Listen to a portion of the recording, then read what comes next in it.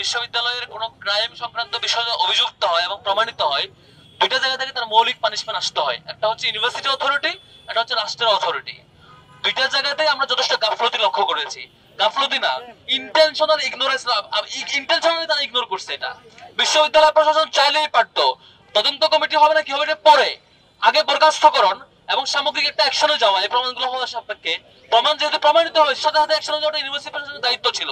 আমরা সন্দেহ করছি সেই ফ্যাকাল্টি, সেই ডিপার্টমেন্ট কিংবা সেই অনুষদের অন্যান্য টিচারকে এই ক্রমে জড়িত কিনা, নয়তো এই ব্যবস্থা কেন হবে?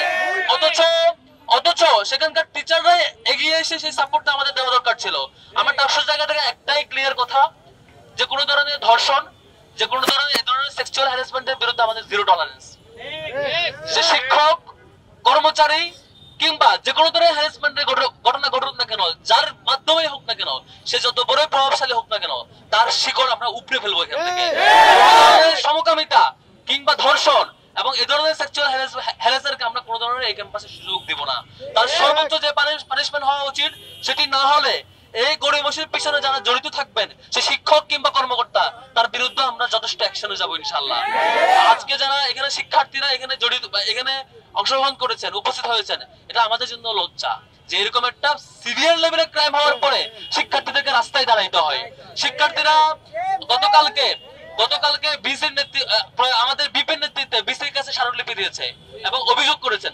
অভিযোগ জানানোর পরেও এখন পর্যন্ত অ্যাকশনে না যাওয়া এবং ইউনিভার্সিটি প্রশাসন চুপচাপ থাকা, চুপ থেকে এখনো অপেক্ষমান রাখা, শিক্ষার্থীদেরকে রাস্তায় আসতে বাধ্য করা, এটা পুরোটাই সিস্টেমেটিক লস এবং আমাদের জন্য লজ্জার।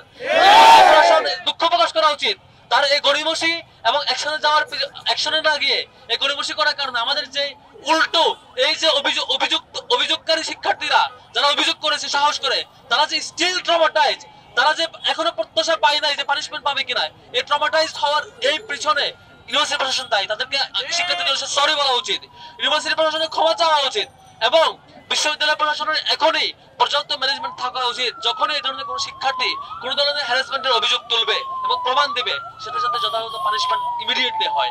আমরা আজকে এই সমাবেশ থেকে এবং আমাদের ডাকসুর পক্ষ থেকে এই আহ্বান জানাবো, এই ধরনের এই অভিযুক্ত ব্যক্তির যেহেতু সকল অভিযোগ প্রমাণিত হয়েছে এবং প্রমাণগুলো সবার সম্মুখে প্রমাণিত এবং তিনি স্বীকারও করেছেন, এখন বিশ্ববিদ্যালয় প্রশাসন অতি দ্রুত এটার ব্যবস্থা নিতে হবে এবং বিশ্ববিদ্যালয় প্রশাসন তাকে চাকরি থেকে বরখাস্তকরণ সহ আর যত লেভেলের পানিশমেন্ট দেওয়া দরকার, পাশাপাশি এই যে ভিকটিম যারা ছিল, ভিকটিমদের সকল প্রকারের ক্ষতিপূরণ ইউনিভার্সিটি প্রশাসনকে দিতে হবে এবং পাশাপাশি রাষ্ট্রকে সরকারের জায়গা থেকে যে পানিশমেন্ট হওয়া উচিত, যে প্রক্রিয়া হওয়া উচিত, অতি দ্রুত সেই পানিশমেন্ট নিশ্চিত করা, যাতে করে আমাদের কোনো পর্যায়ে কোনো ভিকটিম আর কখনো আশাহত না হয়, কোনো পর্যায়ে কোনো ভিকটিম কখনো ট্রমাটাইজ হয় চুপচাপ বসে থাকতে বাধ্য না হয়, যাতে তিনি সাহস করে অভিযোগ দিতে পারেন এবং পানিশমেন্ট নিশ্চিত হয়, সেই বিষয়টা আস্থা অন্তত পায়, সে আশ্বাস, সে বিশ্বাস রাখতে চায়। আর নয়তো বাধ্য হলে ডাকসু সকল শিক্ষার্থীকে সাথে নিয়ে এর বিরুদ্ধে যা করতে হয় আমরা সেটুকু করার জন্য প্রস্তুত থাকবো।